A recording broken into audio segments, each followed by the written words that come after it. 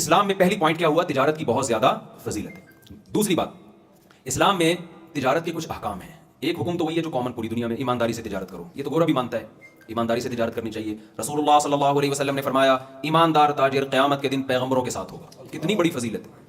تو ہماری شریعت تجارت کو پروموٹ کرنا چاہتی ہے نا، ورنہ نبی کہتے کہ جو بزنس مین ہے وہ تو ہو ہی نہیں سکتا پیغمبروں کے ساتھ۔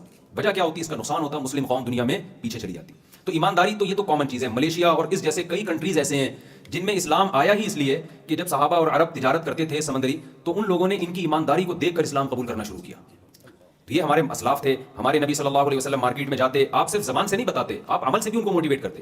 صحیح حدیث ہے، آپ صلی اللہ علیہ وسلم بازار گئے، آپ نے گندم کی بوری میں ہاتھ ڈالا، نیچے گیلی گندم تھی، اوپر خشک۔ آپ نے ان صحابی سے فرمایا کہ جو دھوکہ دے گا وہ ہم میں سے نہیں۔ کسٹمر اوپر کی گندم دیکھ کے یہ بوری لے جائے گا۔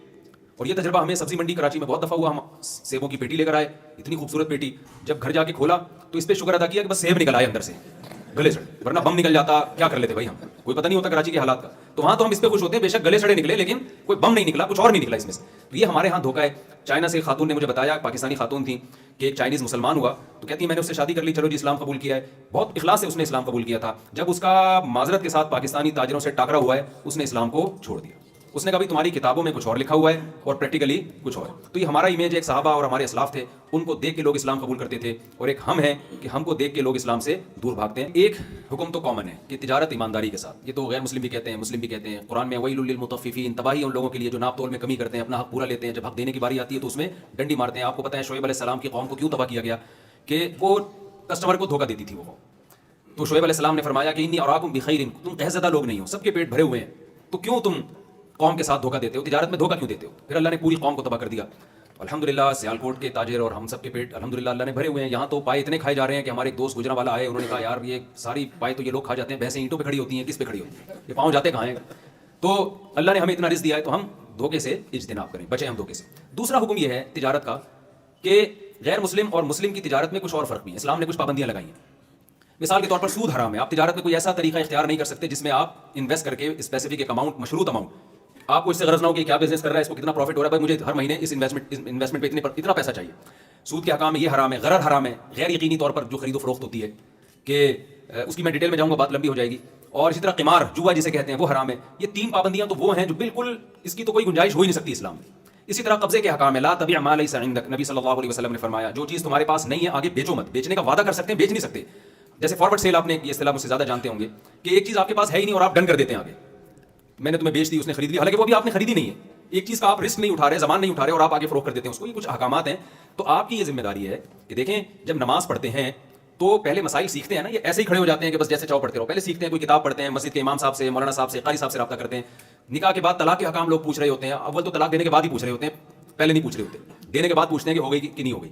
تو یہ بھی غلط ہے۔ جب آپ نکاح کر رہے ہیں میاں بیوی ایک دوسرے کے حقوق پہلے پوچھیں نا، پھٹا ہونے کے بعد پوچھ رہے ہوتے ہیں، بلکہ اس کے بعد بھی نہیں پوچھ رہے ہوتے۔ وہ ایک کسی نے ہمیں چٹکلا سنایا کہ ایک آدمی جو تھا اس کی عمر 100 سال تھی نا، تو سالگرہ ہوئی تو لوگوں نے اسے انٹرویو لیا کہ یار تم 100 سال جیے کیسے تم؟ تو اس نے کہا بھائی دیکھو میرا روزانہ 5 کلومیٹر پیدل چلنے کا معمول ہے، جب سے شادی ہوئی ہے ایک دن بھی ناغہ نہیں کیا۔ دوسرا سوال اس سے بھی بڑا کھڑا ہو گیا سوال کہ بھائی روزانہ ڈیلی اتنی پابندی پاکستان میں کون کر سکتا ہے؟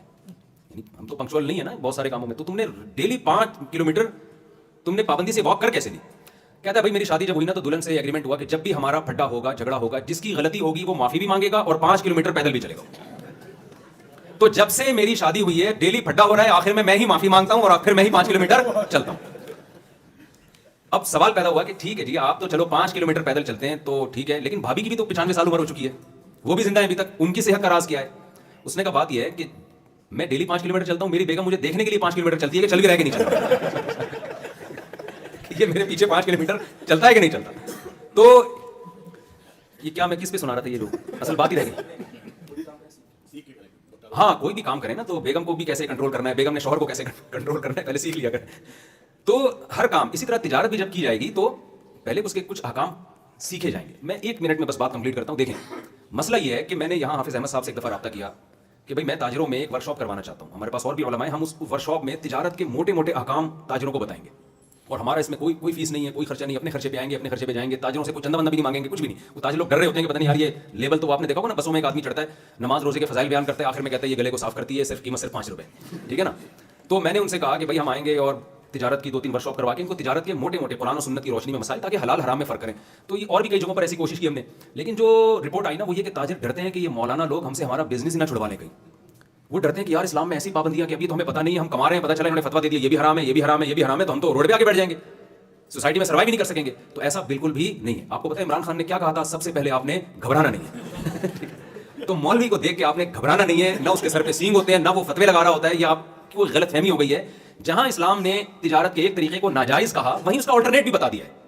آن لائن ٹریڈنگ میں اکثر لوگ ہم سے پوچھتے ہیں کہ بھائی ایک چیز ہمارے پاس نہیں, ہم آگے بیچیں گے نہیں, تو ہم تو سارا بزنس ہی ایسے ہو رہا ہے. میں نے کہا بیچیں نہیں, بیچنے کا وعدہ کر لیں آپ, ایک آلٹرنیٹ ہے نا کہ یار یہ اس کی قیمت ہے, آپ بتاؤ. جیسے آپ میڈیکل اسٹور جاتے ہیں, مجھے یہ میڈیسن چاہیے, وہ کہتا ہے ٹھیک ہے میں منگوا کے دے دیتا ہوں آپ کو, یہ اس کی قیمت ہے. ابھی خریدا نہیں ہے نا, خریدنے کا ایگریمنٹ کر لیا, یہ جائز ہے. وہ لا کے آپ کو پکڑا دیتا ہے, جب وہ دیتا ہے اس وقت خرید و فروخت کا عمل ہو رہا ہوتا ہے. تو وہ ایسا کوئی طریقہ نہیں ہے کہ آپ سے تجارت چھڑوا دی جائے, آلٹرنیٹ ہوتا ہے, جائز طریقہ ہوتا ہے. خیر, ابھی میں آپ سے چند باتیں اور اس کے مضمون کے علاوہ کرنا چاہوں گا.